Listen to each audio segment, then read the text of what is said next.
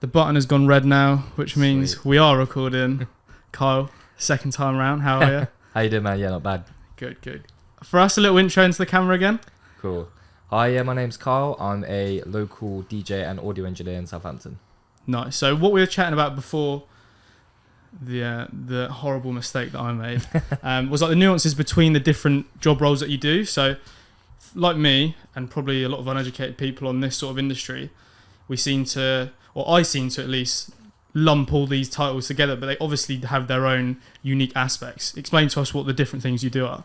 Yeah, no, so the main difference is really is I'm a DJ at night, so any sort of DJing is normally in local clubs here in Southampton, and that will just be performing to crowds, just playing music. The audio engineering side is in the day, typically would be more recording for artists, mixing and mastering their work, whether it be like recording over beats or just doing like voiceovers and things like that. So it's quite varied in the audio engineering sort of aspect, but the DJing's kind of just playing music to crowds. Is the DJing side, is that your own music, or do you know the audience that you're catering for? Do you just sort of lump songs together that you know they like and then make something from that, or like explain the process of that? No, I'll normally, do you know what, contrary to some people's belief, I'll literally always DJ just on the fly. So it won't normally be any of my own music. It will normally be what's ever popping off in the charts, maybe some underground stuff, maybe towards the end that I'm kind of feeling and getting an idea as to what they think. But it'll literally just be on the fly. Luckily, the residencies I've got are at Buddha Lounge, Tokyo Bar and Cafe Parfait. I've kind of done them for such a long time now that it's just kind of just the easiest knowledge that I have is I know exactly what they like. I know exactly what I need to play normally to get them going. So it makes my job a lot easier. But if ever I do an event, it's kind of just tinkering around with little bits of music and thinking, okay, what reaction am I getting, and kind of trying to work it out from there. So. Have you ever had, like, because in comedy, where I've seen like a lot of comedy podcasts, they use the word like bombing. Have you heard that word before? No, I don't think so. It's like when the material just isn't hitting. Oh, right. In the comedy terms. Is there any? Have you ever had an experience like that when you can just tell that people aren't really clicking with the stuff you're playing? I'm trying to think. With probably maybe when I first started, I think Cafe Parfait. I mean, Buddha and Tokyo, for people that have not been there before, is a lot of urban music, and it's built that reputation from DJs like myself and a few others. And I think Cafe Parfait, especially when they did a room change, they used to play a lot of sort of dance stuff downstairs, and then the urban would all be upstairs, and then they swapped the rooms over. So initially, I think when I was first starting to kind of play that music, and it hadn't really clicked to everyone's minds that, actually, upstairs is now house and dance, and I was playing all this kind of dirty urban music that was making girls whine and dance like mad. People kind of look around like, what is going on here? But that's probably the only time, thankfully. And obviously when I first started as well, when I first started, I think any new DJ could probably relate to this, that's played, that you kind of just want to play what you like. It's not even in your mind really what they like. You'll just think, I just want to play what I like on loudspeakers. And then you kind of realize, okay, if I'm actually going to get some gigs and actually get good at this, I need to actually make sure I know what people are listening to, what they're going to want to hear. So that's the separation between like the enjoyment side and then the work side. Definitely. Yeah, 100%. I mean, there are some gigs, don't get me wrong. I mean, I feel like I've smashed it because of the reaction I've got, but then by the end of it, I'm kind of almost like, I just music wise, like I just didn't feel it. I'll be like, that just wasn't my taste. But at least they've had a good time. Whereas there'll be some sets where it's like, okay, I'll try that, see what I think, because I like it, and it will get a really good reaction. And they're kind of like the best nights, really. But do you find it a proper grind then when you're working on sets that are the genres that you don't listen to yourself or can flow with, or is it you just love music, so it's all in all, really? Yeah, no. Luckily, again, because I've got residencies, and because it's mainly been because of the music that I play. So thankfully, I'm a big urban music lover. I mean, I like all types of music, and I can appreciate all types of music, but I mainly would listen to urban music. So thankfully, any kind of urban music that I do play, I either would have liked or have or do like it at the time. So it's not really a like an issue or anything like that. It's obviously newer stuff. If I hear it and I'm thinking, I'm really feeling that, and people are feeling it as well on the dance floor, then great. Otherwise, you just think, just to see how they're reacting. If they're liking it, then great. One thought I've always had when being in a club, like listening to the DJ stuff, is well, it's more of a thought of like, do you guys have to constantly be watching for what's coming out so you can then relay that to everyone so you get the best reaction? Like, how, like, is that a difficult thing to do? Because for me, that feels like it's a never-ending task because it's everything, like, things are released so often. Yeah, I mean, I think it was when you start out, and I mean, now there's so many platforms. I mean, I use things like DJ City, which is a website, and like BPM Supreme and stuff like that, which are all DJ websites that will basically go and collect all kind of the latest things for you. And there'll be like a trend list as well, and kind of what's basically in the chart. So it makes my life a lot easier because I do, like, I'm DJing 4 or 5 nights a week. I'll basically be just playing about 20-30 seconds of a new song and just say literally in that moment, oh, does it sound good? Yeah, okay, great, it's in the library. Like, so a lot of the time when I'll play newer music, I'll just be hearing it for the first time properly on the night playing it. So yeah, it's kind of just a quick like go through, you know, am I feeling that, or have I seen it, you know, have people been shouting about it on social media and stuff like that. But sometimes it is a little bit of trial and error. You might play one tune that you think, oh yeah, this is banging, this has just come out, everyone's loving it, and you might play it and it just gets a flat no reaction. But then you just have to kind of quickly go, okay, let's get the next one. What's like the key indicators for a song fan? Is everyone just go and buy a drink when that one comes on? Either that, or they just give you just the worst like that lyrics. over to the booth basically, or they'll just people will be dancing. It's just if they then just stop, but it's like, oh wow, that's a real mood killer. So yeah, again, luckily I haven't had it too many times, but yeah, it sucks. You kind of think, all right, get my head down, quickly try and get this song quick. Yeah, but yeah, as long as you do it quickly, it's kind of like, yeah, you've saved it. Yeah, cool. Ish. Like, yeah, you meant to play like that. You were teasing. Yeah, exactly. Yeah, just teasing the new one, just see how it goes. Yeah, exactly. We've got like a similar aspect to each of our jobs where we have that one annoying thing. And I know you know what the annoying thing is as a DJ. And that's when people come up like, can you play this for me? Can you play this for me? For me, it's when people are like, can you take a picture of me? Oh, yeah. I mean, do you know, and then there's a bit of a trend as well at the minute. It's people coming up to you going, yeah, I'm a DJ as well. And it's like, okay, like sick. Like, but it's something, you know, at the time when they say it, it's like, I don't really know how to process that. Like, would you want me to say, like, oh, well done, mate? Like, you know, that's really good. Like, you know, it's like, you know, it's almost like they want to have a chat with you about DJing. It's like, I'm a little bit busy, but like, yeah, great. Like, you know, I don't know if it's maybe as a thing to be like, you know, keep me in mind, you know, maybe if you know, if you need like a set covered or whatever, I have no idea. But yeah, so it's when they say that, or if they go, oh, mate, you know, you need to play this one next. I'm a DJ as well, and it's like, yeah, okay, like, you know, it's sometimes just being able to just be like, yeah, cool, just smile and nod, kind of, you know, yeah. Like, yeah, I mean, you'll probably know. Yeah, it'd be like 5 songs in, and they're too drunk to remember. I do try and say that as well. I try and be like, look, I'm not going to play it immediately. I will play it in a bit, but it's depending on how much alcohol they've had as well. You can't. Sometimes you just can't please everyone. But yeah. Have you heard of Foreverland? Yes, yeah, I have. Yeah. I did some work with them on their New Year's event. Oh, sick. And I was around doing their videography for their social media clips. Cool. And I had this one guy, literally, bear in mind I'm doing video, and I've explained to this guy I'm doing video. And I'm there with this fat off gimbal with a monitor, like, it's going like that. It doesn't look like I'm taking pictures. Yeah. And this guy is religiously following me around going, "Oi, take some pictures of me and my bird now." Like, it was actually chaos. And then there was at one point where he was like begging to get on stage. And it was just, it's just, you feel bad because they're just trying to have a good time. And he was really friendly. It wasn't like a dickhead or anything, because you do get the dickheads. Yeah, you do, yeah, definitely. But it was just like, okay, mate, like, leave me be now, because like, half my shots have your bean in it now. And it's like... Yeah, I think some people forget that you're being paid for this, and it is work. I know it's don't get me wrong, people in this kind of industry, like whether it be music, media, whatever, you know, we can count ourselves very lucky at times to be like, we're doing what we love a lot of the time and getting paid for it, so it's great. But that's still work that people will expect to have a certain quality. So, you know, when you've got people trying to go, I'll play this, you know, especially if it's completely, for example, in my case, if it's completely different music to what I'm playing at the time, I try and kind of almost level and be like, rather than a flat no, you know, it's oh yeah, maybe in a bit, you know, I'll see if I can change the music up a little bit, you know, see how it goes. And, you know, with any luck, either they'll forget or they'll leave. You know? Nice. But yeah, obviously it must be the same for you guys. I think it's just trying to sometimes level with people, but not everyone, you know. Your sleep pattern must be messed up. Yeah. It's all over the place, mate. Is that what you can say?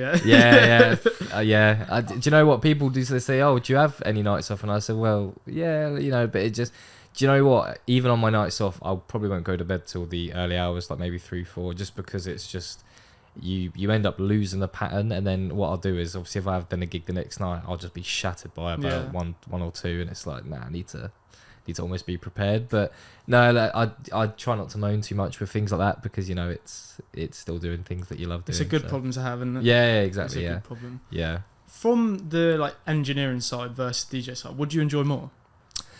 I would say I definitely say engineering is the more passionate. I think because I've done DJing since I'm 27 now, and I started DJing probably when I was about 13, 14. So I've been DJing for a lot longer than I've been mixing and mastering, recording and things like that. So I would probably say the engineering, just because of the idea of putting so many elements together to, something that was raw, and and then you're putting all these things together to make like a track that's on the radio, or that's doing really well. It's and to be fair, even if it's not doing really well, just to hear it in contrast to what it started off as, it's just like, oh, sick, we did that together, that's really cool. So probably that, and I think also just because of some of the like you said earlier, some of the questions that you get when you're DJing, it's not always a happy environment. With some people try and ruin it for other people. I try and look at the more positive side, but yeah, some people can obviously ruin it for other people. But I think when you're mixing and stuff, it's normally quite chilled. You've just got one or two people kind of with you. Sometimes you might even be doing just work on your own as well. So yeah, I'd probably say more the engineering side. Nice. For me, I feel the same as you on the sort, like the video side is similar to your engineering side, because you start off with just this raw file of, for me, video, for you, audio.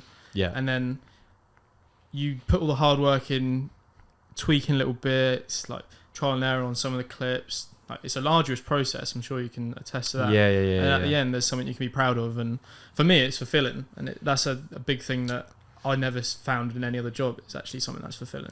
100%. And I think probably the other thing is with the DJing, because it's a lot of it's residency work. So I guess that's very consistent. And that's just happening almost, like I said, 4 or 5 times a week. And I think a lot of it is playing very similar stuff to what you would normally play, just because that the crowd likes that. And it's kind of sometimes hard to switch that up so much. Whereas with mixing, you can get, a different artist in all the time. It might be a completely different style of music. Or even just working on one song might be really heavy and the next song might be really chilled and like calm. I just like the contrast really with that. So no, nice. 13-year-old start, like that is pretty early to start something like that, isn't it? I probably got my dad to thank for that. He was a DJ himself, so kind of used to tag along with him to weddings, parties, Nice. things like that.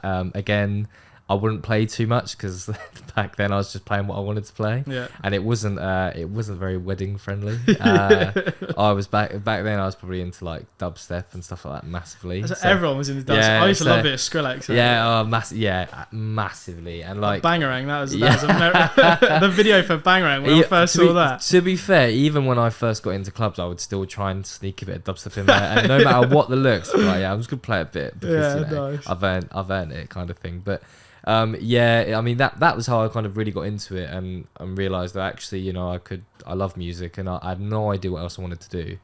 And even then, I was at school, I was still just doing a bit of music here and there. And my dad actually, he was like, well, if you don't know what else you want to do, why don't you go into music? And I don't know, it was weird. It was almost hard to comprehend that I could actually go into music for work. Never actually gave it much thought growing up. But yeah, obviously, now doing that, so that's sick. So did you have any tastes of music when you're at school, or is it purely just from your dad? No, to be fair, because he's a DJ, I used to tag along even when I was a kid. He'd be playing all sorts of music, so I really liked a bit of everything. And in school was actually when they had a few music softwares as well. So that was really cool because it meant that I could actually start making music, and that's probably my first experience of actually trying to make music from scratch. So that was really, really cool. So what was that, like GarageBand or something? Yeah, literally, GarageBand. In fact, I may have even started on Reason. I don't know if you know Reason. But yeah, I did a bit of that as well, actually, as kind of a side project that the school kind of set up. But yeah, got into GarageBand and saw they actually had Logic on there. I was like, okay, sick. No one in the school knew how to use it, so I was like, so literally just YouTubing every night, just like how to use Logic, how to do this, how to do that. But yeah, and yeah, went from there. Did it come pretty naturally, or was it a process to learn that? No, I'd say it was a process. I mean, I'd like to think creativity wise, it was quite natural. Like I knew I wanted to remake a lot of like songs that were already kind of out as almost like practice to kind of see the different elements, what producers had done. So I was remaking songs like Pass Out, Tiny Temper back in school and stuff like that. Dreadful remake, by the way. Have you got that hidden somewhere? Definitely not. I've got an ancient laptop right in like the loft, which is just, it's probably got it all on there, but I'll probably burn it after this. No. You got to try and make something like salvageable from all the old stuff. That'd be sick. Well, and I remember actually a few months ago I went on my YouTube actually and was deleting all my old videos, and it was like written in the stars, like mate, classic, yeah, literally classic. And I was like, geez, do you know what it was? It wasn't so much the music, it was more the mix inside. It was just dreadful. Like, I think everyone's like that though. I think no matter what you do, if you look back at what you used to do, especially in a creative aspect, you're like, what was that, you know, compared to now. But yeah, that's just how it kind of started from there. And then yeah, just kind of grew and grew from there. When I look back at my first video, I mean, it was nowhere near as long as your first like bit of mixing, but even in this short time frame, I look back and I was like, Jesus Christ, I can't believe I hit export on that. I can't believe that is actually something I thought was worthy to be graced to everyone who wanted to see it. It was atrocious. Yeah. It's like, I always wanted to keep it around so I can see where I've come from. Yeah, progression wise. Yeah, that's But it's no one else seeing that. That's it. That's done. That's what I mean. It's one of them where it's like, oh, you know, I guess I should be pro because that's kind of where I started from. But at the same time, it's trash. Never letting anyone hear it. So yeah, it's like you say, it's good because that's where you come from. But yeah, now definitely no clients now ever show them. Never. Yeah. So you say you started properly when you're 13. Obviously, the experience younger with your dad. What was the time frame from starting when you were 13 to actually saying to yourself, wow, I can start making my own income off this? To be honest, probably not until I actually come to university. So I'm from Basingstoke originally, and then moved to Southampton for to pursue music at Solent University. So I did digital music, which was all kind of production, which is probably what I started with really before mixing, and then DJing there as well, and yeah, I kind of just I got on with that. I had a few comments from lecturers that would say, oh, you know, yeah, it's pretty good that. And I think then also because of the social life of uni, you know, you'd go out, you'd see the bars, you'd see the nightclubs, you'd see the DJs, and I was sometimes more interested in what the DJ was doing than I was, you know, kind of going out and, you know, dancing and whatever else like that. So you're the guy that you just said about. I just stand there. Yeah, thankfully I don't think I ever went up to anyone and went, oh, by the way, I'm a DJ, because I'd almost be lying a bit as well because I had no residencies or anything. But yeah, I was like, I actually do remember asking one or two of us like, oh, you know, if you ever need like some cover, or, you know, you'd want someone to kind of shadow you and stuff like that. And yeah. Did anyone take you up on that offer? No, do you know what? No, there was one guy who made a funny, well, I say it was a joke, probably wasn't a joke. He turned around and he was like, no, not if it means you're going to take my set. And I was like, at the time, I was just literally, all I wanted was just literally just to learn and just get an idea of the bar or club life and just how DJing was. Because DJing on your own is so different. I mean, you can take forever to mix a new song in, but when you're like DJing in a club, like, especially drunk people, they switch from their attention after about a minute, you know, so you have to be playing like a new song every I'd probably aim about a minute and a half to try and change a song. So you don't even let a song play through? No. Is that a usual thing then? Yeah, definitely. What, you might have heard someone in the crowd going, for fuck's sake, I like that one. And that is me, mate. When a bang comes on and it's getting to my favourite bit and then suddenly it just switched over, I'm pissed, mate. Do you know what? If there's a certain, and again, that's a great thing actually with DJ websites, is that even sometimes if there's like a sick verse, say, 2.5 minutes into this really long song, they'll almost like kind of bring it to like the first verse as nice. like a certain version. Yeah, nice. So it means like it's great because, like I say, you'll get so many people that although they'll think that bit's sick, the idea of them just waiting kind of 2 or 3 minutes for the song to come in, it's just their attention span's already gone. They've gone to the next club looking for their next drink already. Yeah, so. Looking for that free drink. Yeah, literally. So yeah. Is there a big competition with DJs for residencies in this sort of area? Do you know what? It's I think, and you might know, you might feel the same. I think it's a lot of who you know rather than what you know. Yep. Because I mean, going back to how I really got into actually DJing at clubs is I remember emailing the manager back at the time at Buddha and said, I'm looking to DJ. Have you got any spots? And the reply was literally, no, we don't. However, we are looking for glass collectors. Oh, nice. And I was like, at the time, I almost wanted to be like, oh, well, that's completely different. But then I kind of thought, do you know what? I could actually do with getting a bit of extra money. And I was like, and also if it means I can like chat to the DJ and just, try and almost nag him until I get a chance, like, okay, fine, I'll do it. So I literally joined them glass collecting and just nagged the DJ for about a year, I'd say, for solid. I think we hated each other when we first started because, I think it was just, I was probably overly persistent, more pesty probably than persistent, to be fair. And and then eventually I literally just started doing free gigs from there. And so, I mean, I think my advice to people is, I think a lot of people think because they're starting in their bedroom or because a few of their friends say that they're sick, which is great to have, some encouragement like that. But I think they think that it's almost as simple as just going, look, I want a DJ, because that's what I thought. I just tried emailing and thought, maybe I'll get a chance like that. But I'd say even if you're sick, the best thing is to try and get in with someone that works inside the club, or to literally just get a job role where you're near where you want to be, because then you can kind of, find that pathway there, if that makes sense. So, I mean, I've not had, other than the guy saying, I'm a DJ too, this isn't good enough, this is shit. Other than that, I've not really had too many people be like, oh yeah, I'm looking to DJ and stuff like that. But I'm sure if you went around, there'd be a lot of DJs that would want to get on board. I know a few in the area. I know one, it's called Max Avery. Have you heard of him? He's a resident at Oceana. I went to school with him. Yeah, I was sick, yeah. I saw him yesterday, actually. Did you? Whereabouts? Cafe Parfait. What, was he DJing as well? Yeah. No, nice. Yeah, I was chatting to him about what it's like to try and get sets, and it does translate across any industry that you'll represent yourself in. I don't know if you'd agree with this, but in my mind, it's probably like 60% your people skills, and then once you can get yourself into the spot, that's when you show that they made the right decision in choosing you.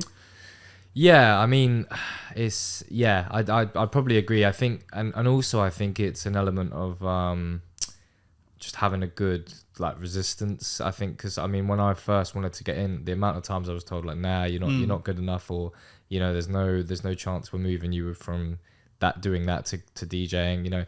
So I'd say you have to have a good resistance, kind of be a nice, approachable person as well. Like I know Max, the lovely guy. He's also sick of what he does. So I think when you got a good combination of the two, you'll kind of walk into residencies and things like that. And once you're in one, it's just about then how much do you want, or how far do you kind of want to go. And I know he's done Switch since then as well, which was really sick, and especially for the music that he likes. So credit to him. Tom Howden, doesn't he? Yeah. I used to bang some Tom Howden. Yeah. Yeah, but that's what I mean. Like, if you want it and you're in that, you find yourself in the right sort of area, then you can kind of keep going from there. But that's sick. The thick skin side of things, for me, I think where I'd had the previous experience with working in like a corporate environment where it was like quite high stress, working with quite senior people. I developed that thick skin there, and luckily I never really had it tested too much to this point. My routine was almost leaning on the connections I'd already made in my previous jobs and building my portfolio up through them, and then going out to the higher paying clients. Is there any more advice you'd give to those people that are there thinking, well, they've maybe emailed 2, 3, 4, 5, however many, and they've had no's. They feel like they've been working a long time to get to the point where they're confident enough to ask. What would you say to them? I'd say literally just explore all avenues. I mean, I remember leaving uni and thinking that I was pretty much going to just, I think, walk into that work, and it was so far from the case. Like, I worked office jobs for I think maybe 3 or 4 years after uni, while still DJing here and there. But I didn't really see an opportunity other than just literally posting CVs, like you said, to people. And normally the resounding answer would just be, we're looking for experience. And obviously when you first come out of uni, or if you're young and someone that's trying to make a living doing that, and you've not got any experience, then it's it's in a no-win situation. But yeah, I mean, the great thing is when I then heard about, through DJing, when I heard about Red Room, which is where I do the engineering, recording and stuff, I got hold of Jojo, the owner, and just would just try and get to know him. I was working with him doing sort of beat stuff, and he was giving me lots of compliments over it. And from there it was just kind of trying to build a network, but a friendship as well, which I think is again important. You don't want people to think you're just using them as a stepping stone and stuff like that as well. So that's another one that I have met people that will kind of, it's very clear that the only interest that they have in you is they just want to bounce off you basically, and kind of jump above you. So yeah, I'd say as long as you're sort of a genuine person and you just really want to make it, just explore other avenues, look at networking with people that are either in the industry or close to the industry, and yeah, just to kind of, it sounds cringy, but yeah, literally be yourself, and then just try and just use your talent and just your people skills to kind of get you there. No, that's some really sound advice. And to add to that, there are like you said, spread your have a look at your options. There will be options you didn't even realize are available. Like for me, when I started going on my own, at first it wasn't even to do video. At first it was to do social media management, and then I bought my camera stuff to supplement that, and I realized, oh well, I've got the camera gear now, why don't I branch out into photos? So I started doing some photos, and then I got my first offer from the world's strongest barber. Oh, sick. I sent him a message. I just thought he had a Rottweiler at the time. He just got his Rottweiler. I was like, I'd love to take some pictures of you and your dog. He's like, yeah, cool, let's do it. And then we couldn't really arrange a time, and he's like, mate, I can't do it today, I'm training. I was like, can I just come down and do a video for you if you're training? Yeah. And that was my first ever video. Yeah. And I surprised myself with what I actually made. Because it was like, wow, I started at this point, I've ended up at this point. Like, I didn't know I was going to get to this point. And then that opened my eyes to, well, I've got the camera, I know I can make the videos now. Yeah. The promotional videos are an avenue to go down, but then I could also do, for instance, I was speaking to an investment banker, and he was just after stock footage for him to use in lectures. So we were planning going to his old university, just literally filming him walking down the street, stuff like that you never think from a creative mind. You never think, I'd love to do that. But actually, you're meeting and talking to a really interesting person that you probably never get to talk to, and then you're making money doing this thing that you didn't even realize you could make money off. I'm sure for you, do you ever get asked to do little intros for shows or things like that? I've spoke to a few people about doing things like that, and not only that. I mean, when I was trying to look for work, it wasn't just I want to be big time engineer, please, and record some really big stars. I was looking at doing work for games, so sounds for games, so sounds for film, Foley sounds, so when you're literally recording footsteps or keys kind of being, I love watching those videos and how they do those. So that's what I mean, they're sick. Would I want to do that full time, and would that be sort of my end goal? No, but in my head I'm just thinking, how do I get in that industry? And and not only that, you might do it and like you said, never have even really thought about it before. You might do it and you think, do you know what, I absolutely love this, I'm just gonna run with this and try and get as far into this industry as possible. But I think as well with this, I'm just always looking at sort of the next thing that I can do as well. So I'd love to do some film music further down the line, maybe even game stuff still. But yeah, I love just everything music wise, recording stuff, whether it be games, films, recording artists. So yeah, be sick to kind of have a go at all of it, really. Do you ever get people saying you're so lucky? Yeah, I do. Yeah. Every now and then, like, yeah.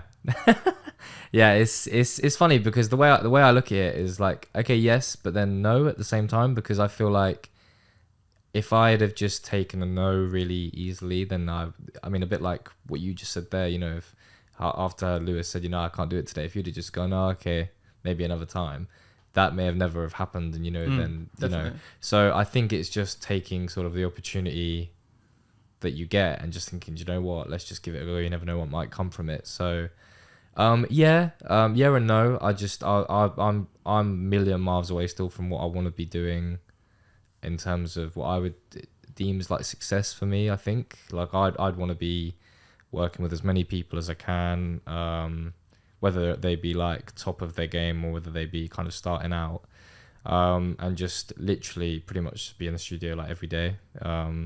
So yeah, I just want to keep going higher and higher, basically. Nice. I find my answer to that question is no, mate.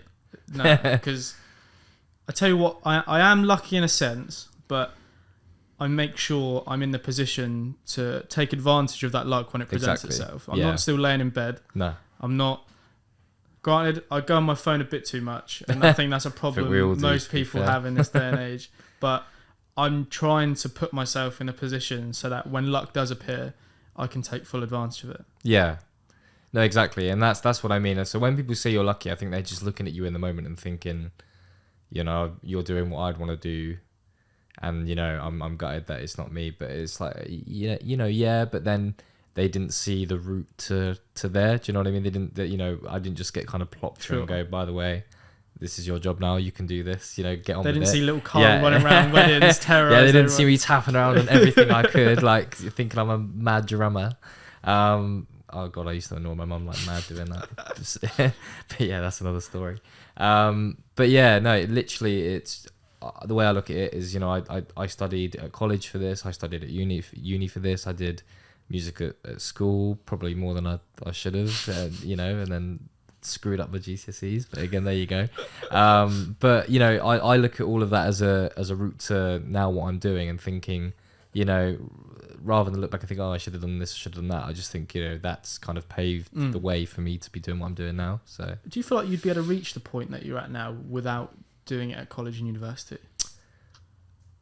Yes, yeah, I do, definitely. I don't think you have to go to uni or college to do.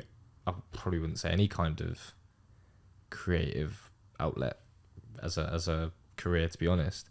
I think because, again, I think it's a lot of who you know rather than what you know. Uni was great in terms of a few connections in the industry. Got to do a few things with some really cool people. I don't know if you know whether you've heard of James Zabila.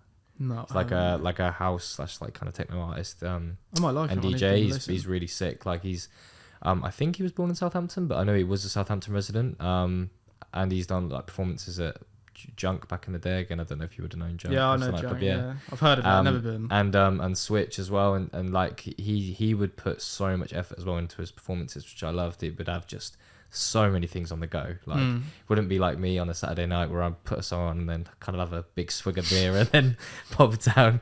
Okay, let's look for the next song. But yeah, so people like that, I think they're not lucky at all either. They've literally worked so hard to get to where they are and are still doing it as well, like based on their performances. But yeah, you might have the same sort of crossroads in your head that I do when this is more on the engineering side, because like you said, the DJ and it's sort of like is what it is in these clubs. Like you know what you need to do. You don't really have that creative outlet as such, like on the engineering side, do you? For me, regardless if it's like a record-breaking project I've landed, as in like getting paid wise, or if it's just the bog standard cheapie that I do because I need to get by, I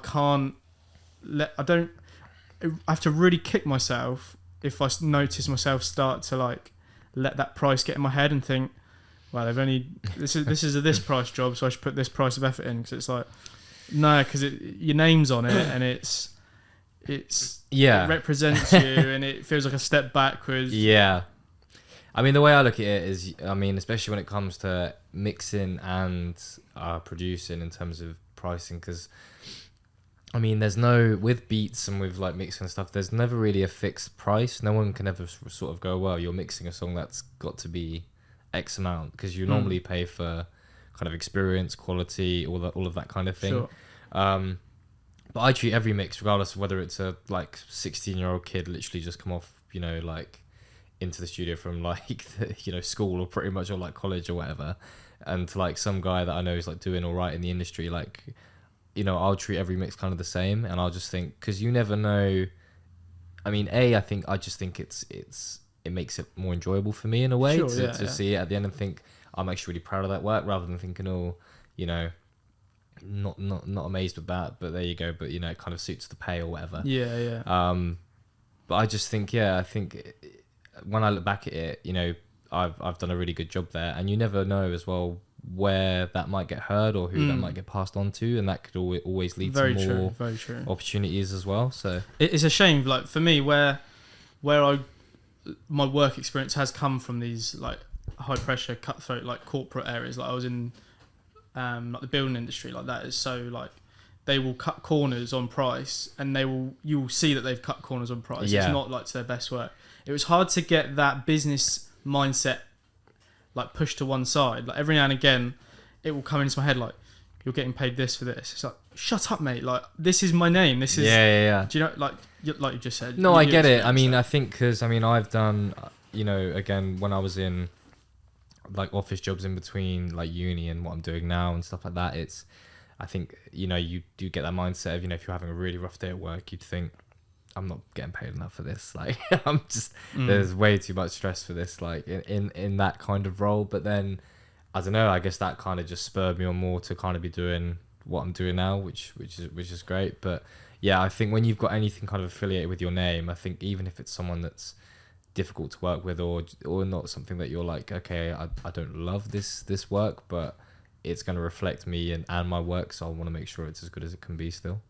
You've touched upon it briefly, but getting into working at Red Rooms, what was that process like in the long run? Was it a long time before you made that first contact with Jojo and then you got in, or was it a quick process?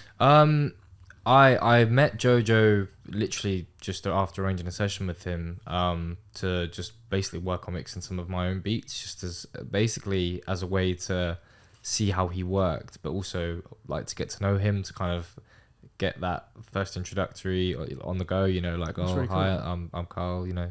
So you actually paid to sit with him, and he almost like a tuition kind of thing? Kind of, yeah. And I mean, I even had, when I was first starting, I even had like, I was like, do you know what? I'd love to get some mixing skills as well. Like anything that you might do slightly differently, can I like pay you for some time for like a bit of like a mixing kind of work class as well, just to get an idea as to how he worked in contrast to how I worked. And when I first had the session, I think I may have had 2 sessions with him, and then I kind of tried to slyly kind of say, you know, I'd love to do this. I'd love to work, you know, with you guys, and, you know, be kind of in the seat that you're in, and be doing what I love for a living.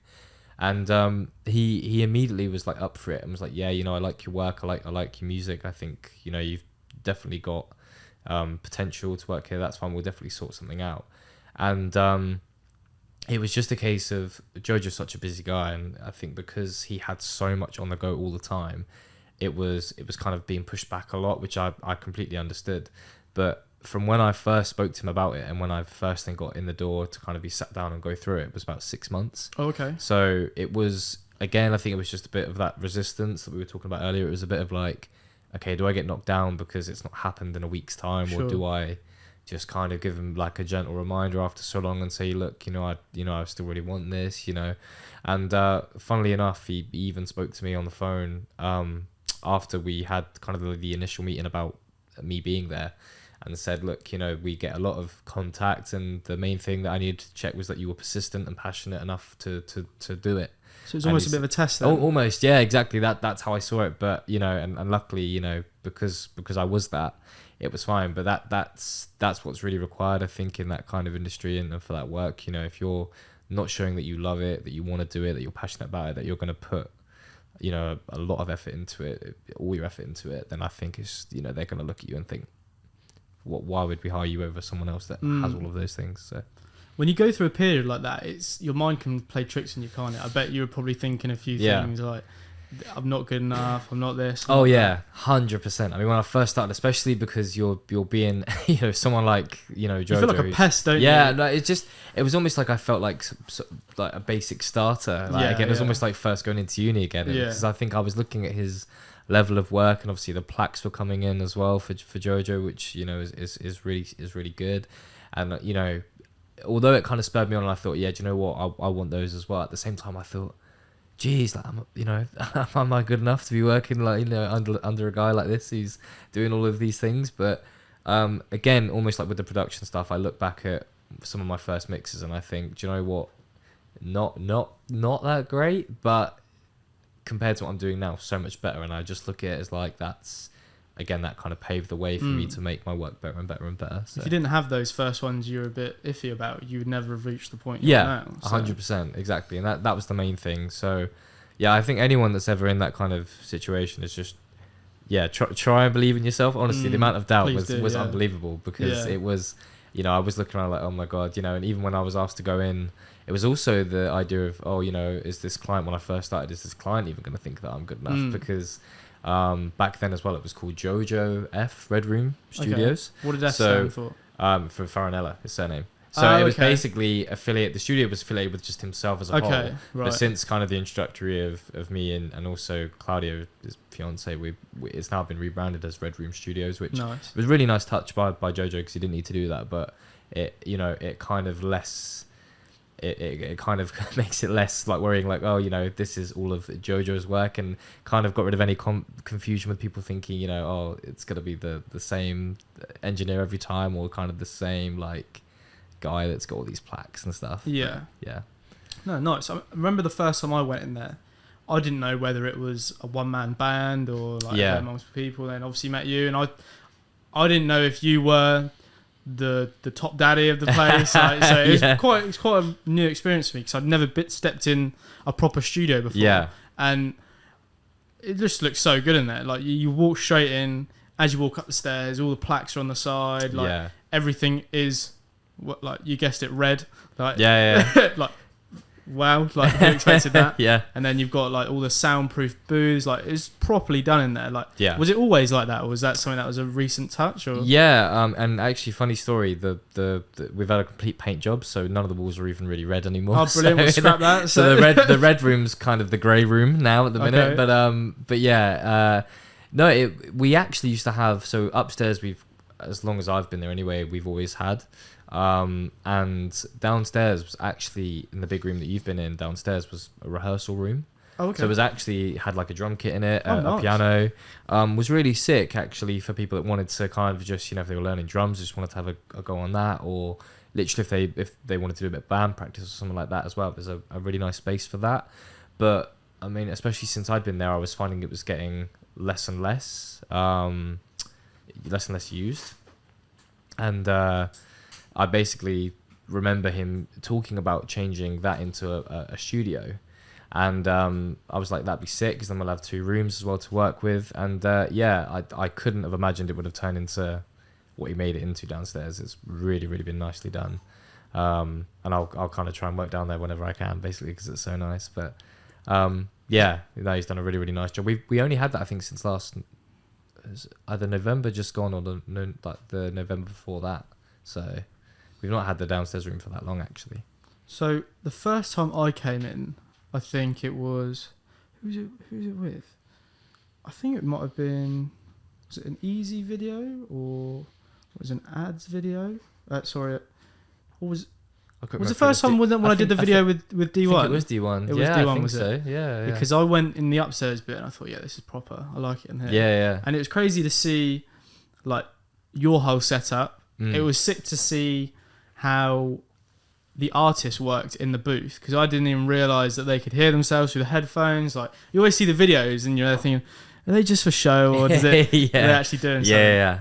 Is it it's that environment where when you walk into it, it's like, game on. Like, I'm sure you've had that from smaller artists coming in that aren't really used to that, do you ever see like them change into another gear when they see how proper it is? Definitely. And I think that's what makes people, I mean, I know some people will have home setups, you know, they'll be able to even record at home if they really wanted to, but I think it's the just the gear that we've got, it's the soundproofing, just the microphone quality. And I think especially even just walking up the stairs, like you said about the plaques, I think just seeing that and thinking, oh my god, this stuff was either mixed here or recorded here, it just gives you like that bit of like, wow, like, you know, it just almost makes you just think like, yeah, I want to smash it, like I want one of them for myself. So I mean, that's like what I think when I walk up there most of the time as well. I think, you know, I've got to get one for me as well with my name on there. But have you come close?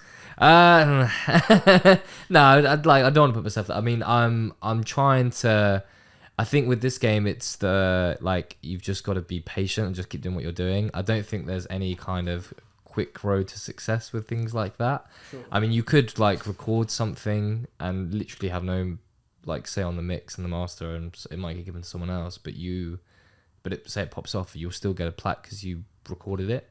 So will your name be on that plaque then? Yeah. So I mean, you know, I don't want to always just think, you know, oh, I have to work with someone massive for me to get this or anything like that. You know, you could just do a bit of recording and think, yeah, no, it's okay, sick. Yeah, you know, we've done some really good takes, and that might even get you a plaque on its own. So I don't kind of look at it like, oh, and you know, I need to get this plaque today. Like, let me make this mix really sick. I kind of just think, if I, like I said earlier, if I just aim for, you know, as good a mix as I can do every time, it will soon come. Then I'm sure, like, eventually, yeah, it will come. So, yeah. Do these plaques, they come from like one place? Like, is there like a what happens? Like, does the artist say like, right, we've hit that number, we go buy a plaque? Do you know now, what? I won't lie. I can't even tell you. There's so many details about things like that I don't even know. It's probably because I haven't got one yet.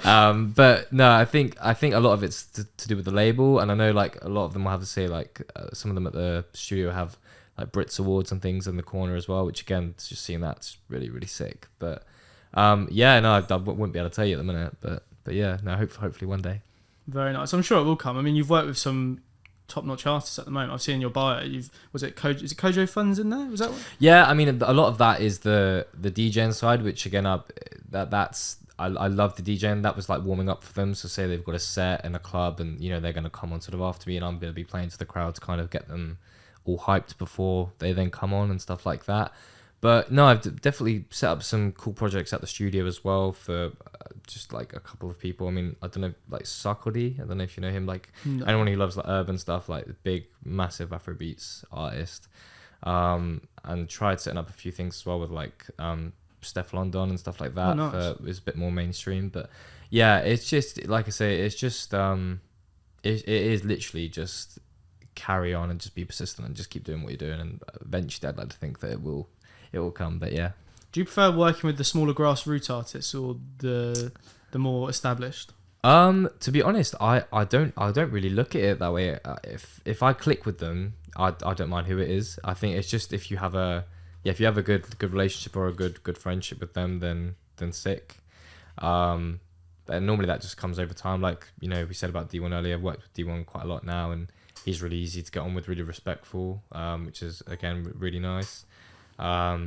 So yeah, just as long as like they're kind of, you know, easy person to go on with, and you know, yeah, happy to work with anyone. I enjoy working with D1 because he's, like you say, he's respectful, and he understands that he's come to you for a reason, and doesn't let ego get in the way of that. Yeah, really important. Yeah, and I think we have to almost be the same as well. Like, there'll be sometimes people will do things in a studio, like, you know, in the vocal booth, and they'll be like recording. Sometimes you think, what are they doing? Like the style of music they're going for. I mean, a good example is I don't know if you've heard The Box, Roddy Ricch. Yeah. You know, that stuff. You know, like I remember watching an interview with the engineers that worked with that, and they heard, because that's him doing that noise. Oh, okay. And they heard him doing it in the vocal booth, and like the recording, and they're just looking at each other like, what is this guy doing? Like, what is this? And obviously the song then takes off. Isn't it? Like one of the biggest hits at the time. Do you know what I mean? So it's also being like, making sure you're not like putting your own ego there as well, and thinking, mate, that's trash, we gotta get rid of that right now. You know, I'll let people kind of go with how they want to do things, and then if they say, what do you think, and then I'll kind of give my opinion, but I prefer to let them, if they want to be creative and go for it, and I'll kind of try and let them do their thing. Yeah, definitely. I've had it before when I've had someone sort of stomp on my creativity, and it takes a bit of a while for you to recover from that, because it's like creativity, I've said it before, you basically thinking of something from nothing. And so if someone starts to throw shade at your ability to do that, then you start to second guess yourself. Yeah, I get what you mean. I think I just, in those kind of moments, I just think, right, I'll let them just kind of get on with what they want to do, but just trust kind of the basics of what I do to make sure I can kind of, even if it's a bit different, like I'll try and still make it a quality that I know, if that makes sense. So, and like if I think that they are really easy to get on with and they're going to be open to creative suggestions and stuff like that, I'm happy to, every now and then, if I hear them trying something in the vocal and they're like, nah, not like that, I might then just go, oh, what if you try it like this, and then they might go, oh yeah, actually, yeah, that works really well. So there's been loads of times where that's happened as well. So do you have any sort of passion projects that you want to try and get on with in audio? There is. Been working on it for ages. I've been actually working on a sample pack. So, where you'll have kind of your drum samples and melody samples and things like that. So yeah, I've been working on one of those for a while. Normally that comes if I'm kind of starting a music idea and I'm like, I can't see where this is going to go. And then I'll kind of think, actually, that's a nice melody though. So I'll pop it in the sample folder so that, when it comes to like being finalized, someone can actually go, they can go through all the sounds I've done and think, oh, actually, yeah, I can use that. And it'd be interesting as well to see how they then use that, to see if I thought, well, that's completely different to how I would have used it. So the reason I'm asking is because I'm always looking for new sort of passion projects. So I find, for me, if I don't have something that in the back of my mind I know that I will enjoy, then I just get trod down in like the work side of things, and the one thing that I used to like then turns into something I hate. So almost as a proposition to you, I would like to make a video that is completely sound design. Okay. So cool. They're always the videos that when I watch them, I'm like, yeah, that is a good video. When it is just purely no music. Yeah. It's all just really well thought out sound design. And I've had to play around with some sound design, like in the World's Strongest Barber's first video. Did you ever see any of his videos on his Instagram or anything like that? Yeah, and I've seen a few because like I say, I follow him on there because I go to the same barbers. But I've seen a few of his clips. You might have seen mine then. It was it's called like Prison to Podium or something. And the start is, it's like the sound of a cable machine clinking up and down. Right. Okay. And on each clink, it like goes into a bit of him at England's Strongest Man. I get you. And then I did some sound design with him walking into the building, and then that's when it went into the video and the music. Cool. But I actually, out of that whole video, I'm most proud of the sound design part because it just felt like it added so much. Yeah. When you think about it, it's relatively simple. It just ups the production, doesn't it? Yeah. So like, if you're up for it, if you want to sit down and think about something you're interested in, for sure. If we find some common ground, we can look at maybe doing like a little sound design thing. Yeah. And you can maybe build a portfolio of like your you said about you want to maybe look into doing sounds for like movies and things like that. 100%. That's one thing I always look at with work that I've never done before, because it's like, well, that actually brings me some more value than I actually set out to, because then I've got something to go to another person with to say, look what I've done, I can do it for you. Yeah, definitely. Do you have many projects where that happens with you? I think, I like, for example, if I was to go from music, and when I said earlier, like, I'd really love to go into film, I think when you then speak to people about that, they're going to want to see examples of what you've done with film previously. I could show them about 8 or 10 beats and be like, yeah, what do you think of these? And they might go, yeah, cool, but they're not got film of them. Like, it's not what we're aiming for. So I think, like, it's important to kind of have a good catalogue of all sorts, really, so that you can aim for whatever it is you want to go for. But that's definitely something I'll be up for, definitely. No, nice. We'll have to sit down after or like another day and we'll go through that, because I've promised to do passion projects to so many people, and then I think either they get too busy or I get too busy. Yeah. But the sound design stuff, it's just, whenever I hear it in movies or see it in videos, it's just such a subtle touch, but it really elevates it to the next level. See, little things like that I try and explain to, especially if you've got either like a relative or like say a girlfriend or fiance, whatever, that that you're watching a film and say a bit of sound design happens, and I'll just kind of turn around sometimes and go to her and be like, that was so sick, and it just almost completely just go over her head, like, yeah, it's a film thing. It's done so well they actually think those footsteps are footsteps, when in reality it's just someone with a box. The amount of times I've said like stones or something, or that's what I mean. The amount of times I've said like, that is literally being recorded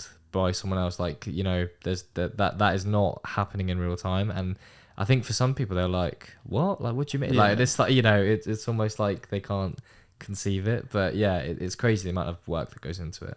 What are like the wackiest ones you've seen? I've seen some wacky ones. Like, I've seen objects being used for noises that I would have thought never have put two and two together. There's some sick stuff on Instagram actually. I think because I've liked so many videos, it's the algorithm I started to like throw a bunch of videos my way that like it's ones of like, I don't know if you've seen like the Ratatouille clip and stuff like that, of like the guy with like chopping up the onions and stuff like that. Like it's mental. Like, I don't know if it's not actually them chopping an onion. Yeah, and like just the way that they do it.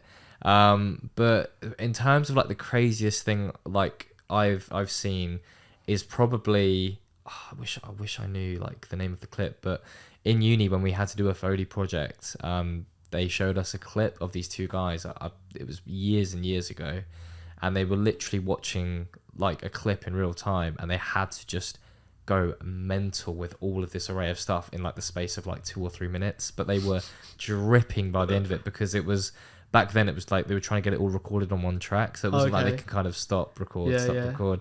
It was literally go. It was a fight scene. They were hitting like hams and like big like things like things you'd see like a butcher, like in a butcher, and then like I think someone was getting like their neck snapped, so like they had then suddenly picked up a chair, then they'd like go through like a cabbage and start like punching that or like ripping that apart as well. And like when you then like go between kind of the clip and them, it was like it's crazy because it's actually working as well. Like, it was just so good. It fits so well, didn't it? It did, yeah. And I just thought, imagine like saying, how was your day at work? And it was just like, oh yeah, I went mental. Like, I was punching cabbages and like, it was like what? Like, but it looks so fun. Like, I'd love to do a bit of that as well. That'd be really cool. When you do jobs like for instance, what they do and then what me and you do, sometimes the line between work and play gets blurred a bit.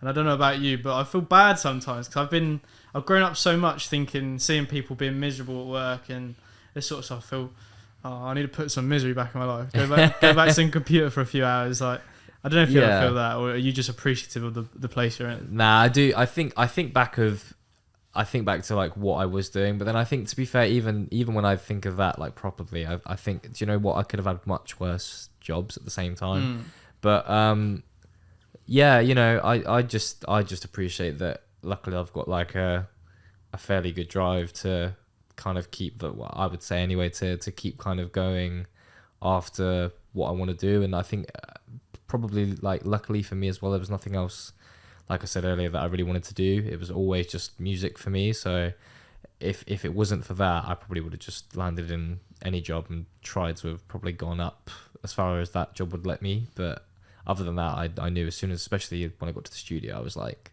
this is like where I need to really like go for it. So, what are the next steps for Carl? Yeah, I think mainly with the studios, just keep working, and just try and get as much work as possible for the portfolio, and just keep trying to work with as many new people as possible as well. So yeah. Do you feel like you have to keep setting goals for yourself to keep motivated, or are you just is that not an issue for you? No, I think luckily, because I've wanted it for so long, I kind of appreciate where I'm at, but at the same time, I'm like, I'm not done. Like, I want to keep going. Like, I could be. Does it feel like the beginning? Yeah, definitely. It definitely does. And then I think, wow, like I've actually been here like a couple of years already at the studio. I'm like, that's crazy. But I think it just makes me want to. I try and get a good balance, because I think there's a lot of people that think they have to have, be where they want to be in such a short space of time as well. And, I think, I've just got to keep working. And whilst I want to do it as quickly as possible, I'm not going, crazy pulling my hair out thinking, oh my God, I'm, at this age and I've not even worked with this big person or, whatever else, or got these many plaques and all that stuff. So, yeah. This is the first profession I've ever had where I've never felt I'm in a rush to get to the top. Everything I've done before, I've felt I can do what you do. Why can't I just get to it? Like, I want to be where you are. Yeah. I would put so much effort in to try and get to where they are. And almost now, I'm using that feeling to sort of guide me whether what I'm doing is right or wrong. Because now I'm looking at people around me and I'm thinking, wow, I'm 21. Like, these people are in these positions a lot later in their lives. I'm really looking forward to what, at least if I carry along down this path, what I've got in for me, really. Yeah. I don't know if you feel the same. Yeah, no, 100%. I mean, when I was working in offices, and I mean, even then, like I say, it was almost like a plan B. I was striving to do positions that, were higher up, better paid, because I thought, I just want to keep aiming, higher, basically, even if it's not in the industry that I want to be in just yet.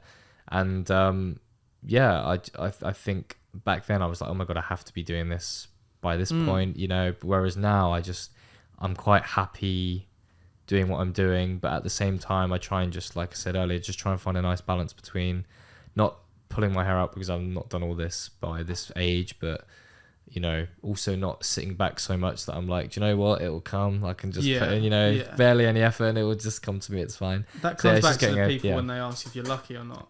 If you're going to be that person that sets the goal but then just thinks it's coming to you, it's never going to happen. No, exactly. And I think if I was just that person sitting back and just getting paid and putting minimal effort in, then I'd probably say I'd be lucky to still stay in the job, definitely. But I think other than that, I'd like to think I've always earned the way to be doing what I'm doing. So when you first started making money from doing this, did your value of money change? Did your perception of money change? Yeah, a little bit. Yeah, definitely. I think because, especially because I was so used to getting, not only that, but also how you get paid. Because like working in an office job, I was so used to being paid monthly and, kind of just, you'd get this big bulk at this time and stuff like that. Whereas I think because, especially when you're being like self-employed and stuff, when you're doing a one-off event, you'll just get that sum come at you in either so many days time or maybe even on the day.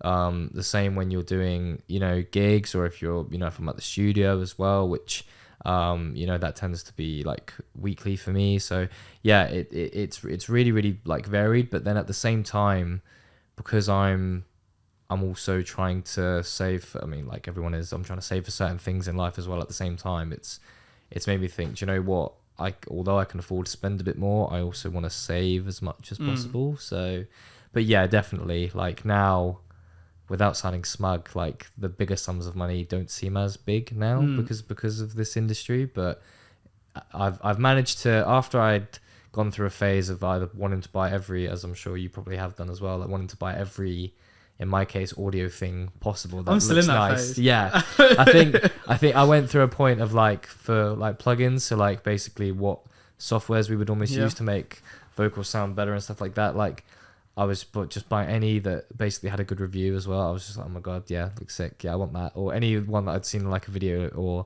especially if it's at the studio or Jojo was using, I was like, yeah. Like I wouldn't even demo it sometimes. It was like, oh, like, what are you doing? And like now I look back and I think the amount of things I've got, I'm not even using them, like the amount of money they must have cost. But not only that as well, to like clothes as well at one point, like going through mad, like just designer stuff. And like even now, I mean, I shouldn't even really say it. Saying that wearing a D square top, come on. I'm thinking, but like now, like I haven't even like, I haven't even bought anything for like a good while as well now, whereas before it was like, oh my God, yeah, I need to be going in this shop like at least once a week and stuff like this and getting like so many designer things, like, but yeah, like now I'm luckily I'm kind of, maybe it's maturity, I don't know. Possibly. Like I'm at a point where it's like, let's save for this actually. Sure. You've got to save for that. So yeah, I'll see how long it lasts. My experience with it was, prior to starting this, I was always buying the designer stuff. Yeah. Says this while wearing a TK Maxx special. Yeah. But nothing wrong with TK Maxx. There's nothing wrong with it. I love a good bit of TK Maxx. Little treasure hunt every now and again. Yeah, it's not bad. Definitely. But I found that, I said this on a previous podcast, that my happiness was coming from the things that I was buying.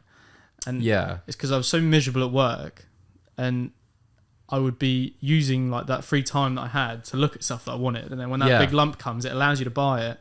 But then you then bought it, which in my case was normally a pretty hefty price tag. Yeah. And then you're even more miserable because you've got such little money. You got no money, and then you're at a job that you don't like. Yeah, it's like a love-hate relationship, isn't it? It is, yeah. And in all fairness, like the job I'm doing now, it still allows me to satisfy that part of me that likes buying things. But I know that what I'm buying is investing in myself. Like, for instance, the plugins that you bought that probably shouldn't have bought. Yeah. You could arguably say that every now and again you might dip into them for a bit of inspiration, is it? Well, yeah, it's funny because there'll be stuff that sometimes you'll think I've not even used it, and then you'll like, I mean, I'm such a nerd when it comes to music. I'll still, even though I'm literally mixing people's stuff, I'll still watch mixing videos from big like engineers and stuff like that. And if I see that they've got a plugin that I've bought before but never really using, and I'm like, oh, like, okay, so they got that sound from doing that. That's really cool. Let me like get it up and see what I can do with it. So it kind of, it does give you a bit of inspiration to kind of be like, okay, don't just think it's useless because you bought it and you're not using it in your day to day. Like, maybe for certain aspects, or maybe it will fit into your day to day if you actually use it and try it out. So yeah, definitely. But I think now it's just about, for me, it's just making sure that, okay, if I want something, do I need it? And not only that, but also, am I really going to use it as well? That's the main thing. I mean, yeah, I say this one now. Next week I might go into one of them phases. Yeah, it's always a phase. It's never like here and there. It's all in a week or nothing. But you know what? It's funny when you say that about the work, because when when I was doing office jobs, a lot of the time I would be buying designer stuff, and maybe that was a little bit to do with that. I think because it was like, oh, do you know what? Okay, I've got this. At the time, it seemed like a big lump, and then after you've bought a top, a jumper, whatever, all of a sudden it's like, okay, I've halved that now and I've got my rent due soon. That's great. Well done. And then the stress builds up. Yeah, exactly. Like, oh, let me just put the jumper on. Oh, the stress doesn't go away. And then you've got to wait another month as well. Yeah, exactly. To buy the jeans that match it. Yeah, I hear exactly. Yeah, all the whole tracksuit. All the designer stuff I have was bought from then. None of my designer stuff is bought from starting now. It was all back from either when I was at school or in the job that I didn't like. So it's nice that I bought it then when I could, because I didn't really have anything to worry about. But I definitely could have used that money in a much better way. But yeah, I mean, I still enjoy the stuff I have now. So yeah, no, definitely. Its purpose. I do look back and I think, especially at uni, I mean, I think the amount of times I spent so much money in, like, I could have really saved it and used it in a much better way. But it is what it is. I'm the type of guy that, when it comes to equipment, if I know that there's a bit better equipment for what I'm using, it will bug me, and it's almost a hindrance, which is why I sort of splashed out on the podcast setup. Because mics, like I asked you about mics, I think, or at least I asked you about headphones. At least I asked. I'm not sure you've heard of him, Jack ATD. He's like he does it from his house. He does. He's the home studio that D1 goes to. Oh, sick. And I was asking him about mics, and in my mind, I always knew that for podcasting, these are like known as the goats, really. Yeah. Or at least they've been around a long time. The sound, I think, has stopped so much outside. They've proved themselves, and I was looking at the Shure's one down from this, and I was thinking, I could get like a 3-4 mic setup. I'll get a 3-4 mic setup with these, and I'm listening to people's podcasts, and the word you taught me, is it sibilance? Oh yeah, sibilance. Yeah. Like the S's sound so sharp. And I was like, I've just got to do it, haven't I? Yeah, I've just got to channel my inner Joe Rogan and just buy these ones. And so I bought the same bloody mic stands that he used to have. This, and do you know what? I'm actually really happy that I spent the money while I had it, because I haven't looked at any more podcast equipment, which is my biggest downfall. Like, when I bought this first camera, I knew the limitations it had, so I was always looking at that camera. So now I've got that camera, I don't need to look at any other cameras, which is nice. But no, I know what you mean. Like, when I was at uni, again, going back to spending money when I shouldn't, I bought a audio interface to kind of link between my speakers that I also bought, between my laptop. And I mean, I bought stuff that basically was almost top tier, and it was like, what people would be using to record, like almost every day. And I was just thinking like, oh, now I look back and I think what at the time I was like, yes, I need this stuff. Like it's sick. We've got it. I've seen it at uni, or I've seen this producer have it, or this engineer have it. Like I have to have it. And I mean, I must have spent between the two of them probably about 1,500 when I mean, just on a pair of speakers and a audio interface. And then when I was going to uni, I was speaking to friends, and they were like, "What? Like, we've literally bought like this, which was like a couple hundred, and then our speakers, which were a few hundred. Like, we've literally spent like a third of what you've spent." And I like at the time they couldn't tell me different, but now I think like, yeah, probably did. Are you still using them? Yeah and no.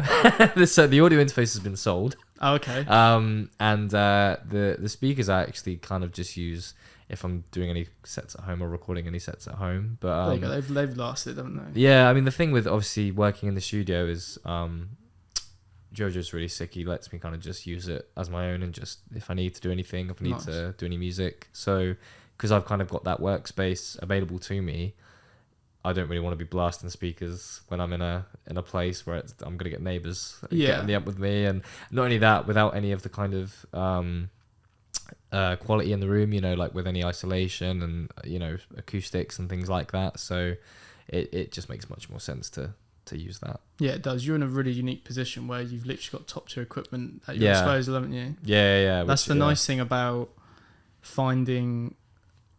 I don't know if you look at Jojo as a mentor. You might have done it at the early stage, but that's the nice thing about finding someone in that position to then follow behind. Yeah, no, definitely. Like, he's doing stuff that, I mean, I've seen a transition as well. Like, he's busier now than I've ever seen him. So it's really sick because all I ever see him do is work. I mean, we see each other quite rarely, even though we work at the same place, because he's just always going here and there and working with this person, working with that person.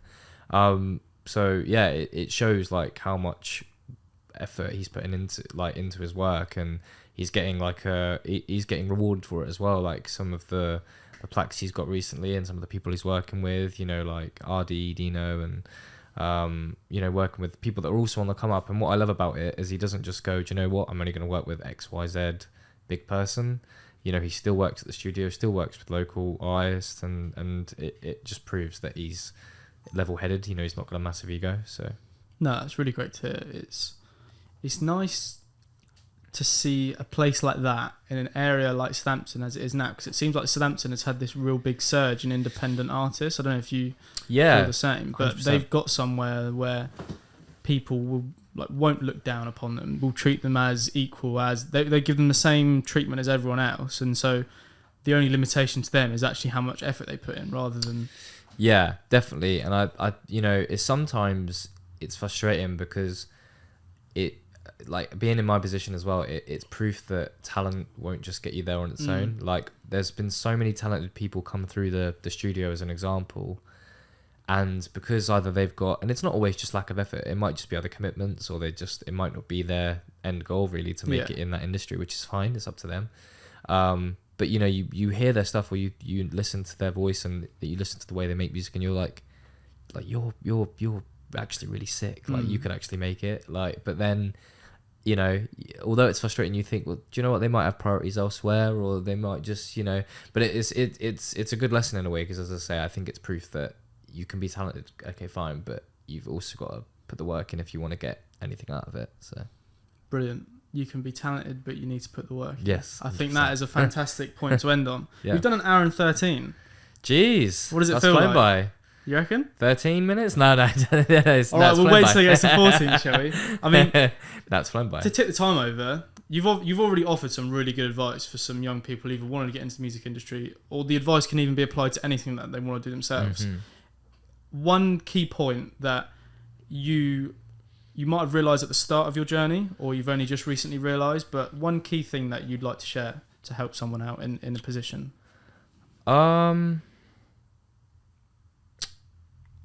Yeah, I think one that I've probably even been guilty of actually before is don't judge someone and you think that they're either below you or they've got nothing to offer, because they might turn around and you might realise, oh my god, they're actually quite a big dog, or they might actually have some really good, like, either connections, or they might actually be able to help you on your journey. So I'd say when you first come across certain people, don't just think, do you know what, don't immediately judge them and think, you know, I'm miles ahead of you, or I'm, you know, I'm gonna make it before you, or anything like that. I think just don't let ego get in the way, and just, I suppose, treat everyone, you know, the same, but As equals, yeah. as equals, yeah.